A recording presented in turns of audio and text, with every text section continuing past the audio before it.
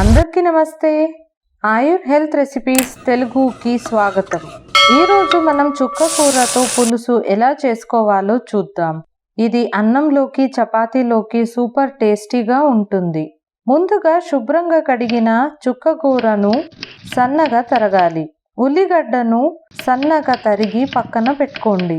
Pressure కుక్కర్లో తరిగిన చుక్క కూర, టొమాటో ముక్కలు, పచ్చిమిర్చి, ఉల్లిగడ్డ ముక్కలు, గుప్పెడు ఎల్లిపాయలు, చిన్న నిమ్మకాయ అంత చింతపండు, 2 గ్లాసులు మంచినీళ్లు పోసి, పావు చెంచా పసుపు, 1 చెంచా జీలకర్ర, 1 చెంచా నూనెను పోసి 2 విజిల్స్ రానివ్వాలి. ప్రెషర్ పోయిన తర్వాత మూత తీసి 2 చెంచాడు దొడ్డుప్పును వేసి పప్పు గుత్తితో బాగా మెదుపుకోవాలి.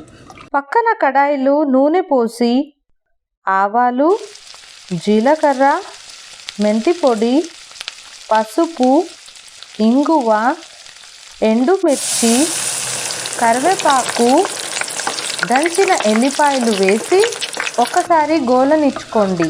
ఆ పోపును చుక్క కూర పులుసులో వేసి సర్వ్ చేయడమే. అంతే, చుక్క కూర పులుసు రెడీ. ఈ వీడియో మీకు నచ్చితే ఒక లైక్ చేసి మా ఛానల్ని సబ్స్క్రైబ్ చేసుకోండి.